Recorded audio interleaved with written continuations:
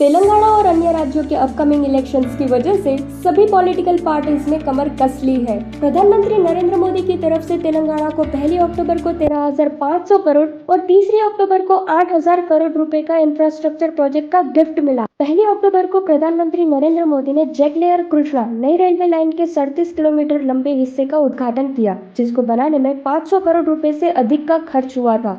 2,166 करोड़ रुपए की लागत हसन चारलापल्ली एलपीजी पाइपलाइन को समर्पित की, जिससे 37 लाख कंज्यूमर्स तक एलपीजी पहुंच का विस्तार होगा।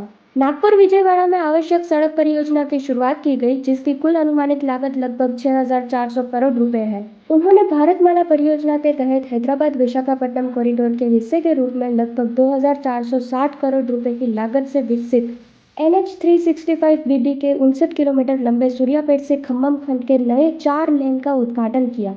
पीएम नरेंद्र मोदी ने महबूबनगर के पालमुरू में एक सार्वजनिक सभा को एड्रेस करते हुए कहा, अब शुरू की गई परियोजनाओं से महाराष्ट्र, तेलंगाना और आंध्र प्रदेश के बीच कनेक्टिविटी बढ़ेगी। देश में बनने वाले 5 टेक्सटाइल पार्कों में से एक तेलंगाना को आवंटित किया गया है। हनमकोंडा में बनने वाले टेक्सटाइल पार्क से वारंगल और खम्मम के लोगों के लिए रोजगार के अवसर बढ़ेंगे। मुलुगु में 500 करोड़ रुपए की लागत से एक सेंट्रल ट्राइबल यूनिवर्सिटी की स्थापना की घोषणा भी की गई है और कहा कि नए ट्राइबल यूनिवर्सिटी का नाम आदिवासी देवताओं समक्का सरक्का के नाम पर रखा जाएगा।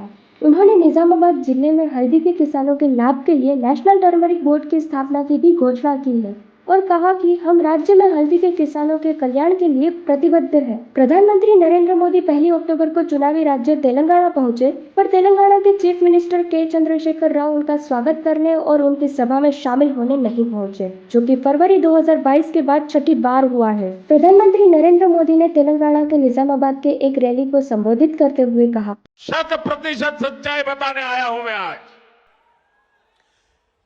जब हैदराबाद म्युनिसिपल कॉरपोरेशन का इलेक्शन हुआ, भारतीय जनता पार्टी 40-45 सीटें जीत करके आ गई। 48 किसी को बहुमत नहीं मिला। केसीआर को सपोर्ट की जरूरत थी और आपने देखा होगा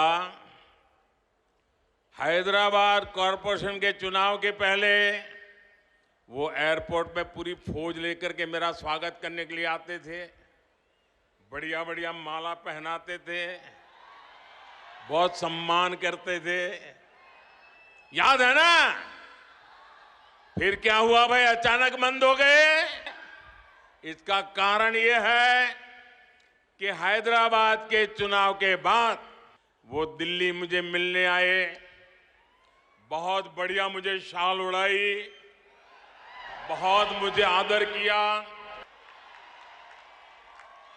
और फिर मुझे कहने लगे कि आपके नेतृत्व में देश प्रगति कर रहा है, हम भी एनडीए का हिस्सा बनना चाहते हैं, आप हमें एनडीए में शामिल कर दीजिए।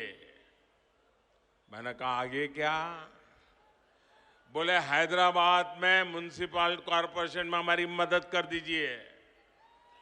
मैंने केसीआर को कहा आपके कारनामे ऐसे हैं, मोदी आपके साथ जुड़ नहीं सकता है। तेलंगाना को लेकर भाजपा की कमिटमेंट पर पीएम नरेंद्र मोदी ने कहा, तेलंगाना में हमारी सरकार नहीं है, इसके बावजूद हमने किसानों की मदद के लिए सब कुछ किया। हमने रामागुंडम फर्टिलाइजर प्लांट को फिर से शुरू किया, जो वर्षों से बंद था। पीएम ने बीआरएस पर योजनाओं के नाम पर लोगों को लूटने का आरोप लगाया। उन्होंने सिंचाई को बढ़ावा देने के बीआरएस के दावों की भी आलोचना करते हुए कहा कि बीआरएस ने कृषि ऋण माफी का वादा किया था, लेकिन इसे लागू नहीं किया और परिणाम स्वरूप किसान आत्महत्या कर रहे हैं। 3 अक्टूबर के तेलंगाना दौरे में पीएम मोदी ने बिजली, रेल और स्वास्थ्य जैसे महत्वपूर्ण क्षेत्रों में लगभग 8,000 करोड़ रुपए की विभिन्न विकास परियोजना की आधारशिला रखी। एनटीपीसी के Telangana super thermal power project के फेज 1 की पहली 800 मेगावाट यूनिट राष्ट्र को समर्पित की गई। प्रधानमंत्री ने मनोहराबाद सिद्दीपेट लाइन, धर्माबाद मनोहराबाद और महबूबनगर कुर्नूल मार्गों के इलेक्ट्रिफिकेशन सहित रेलवे परियोजनाओं का उद्घाटन किया। सिद्दीपेट सिकंदराबाद सिद्दीपेट ट्रेन सेवा को भी हरी झंडी दिखाई, जिससे क्षेत्र के स्थानीय रेल यात्रियों को लाभ होगा। और Ayushman Bharat health infrastructure mission के तहत राज्य भर में 20 क्रिटिकल केयर ब्लॉक्स की भी आधारशिला रखी।